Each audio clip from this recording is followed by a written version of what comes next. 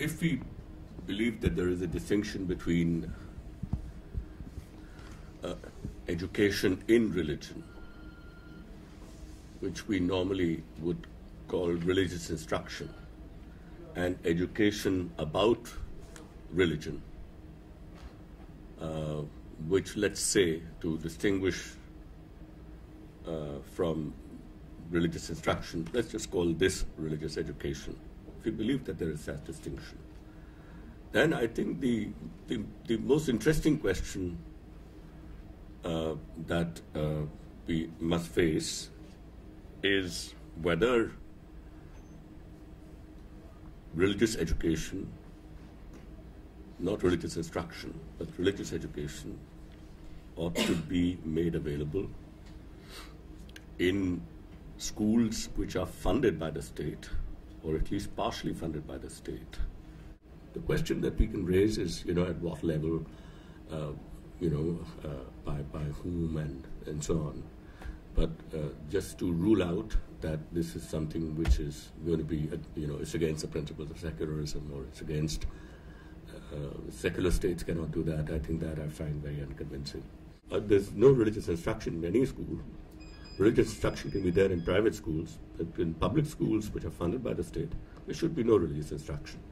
But religious study is another matter, and we should teach all this.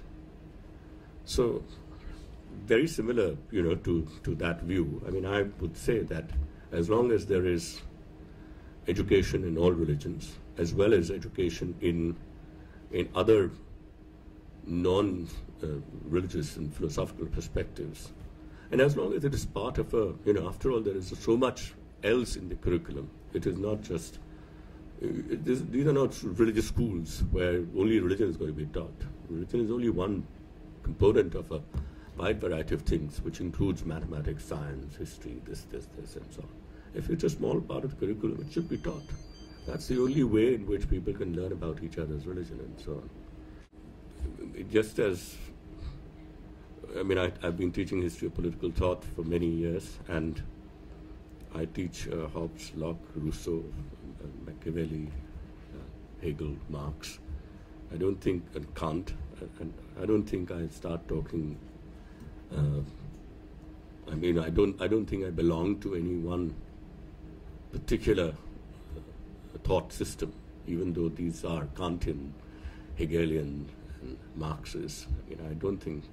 I think our religious teachings, the teachings of all the religions, should be seen in exactly the same way.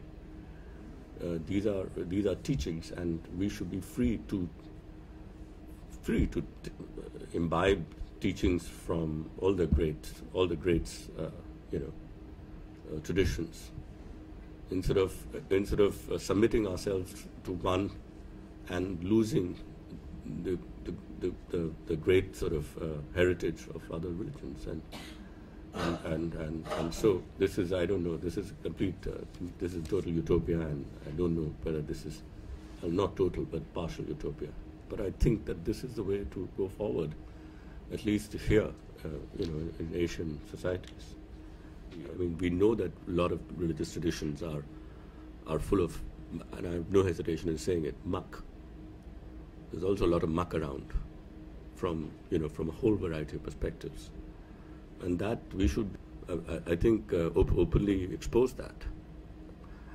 And it shouldn't be, that's the difference between religious study and religious instruction. Religious instruction will never really talk about all the problems in religion. But when we study something, to just take the analogy, if I study Hobbes and Locke, I talk about, what the problems are in them, even though I think that they're great.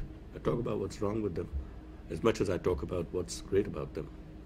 So I wouldn't be able to teach them well if I really don't get inside the outlook.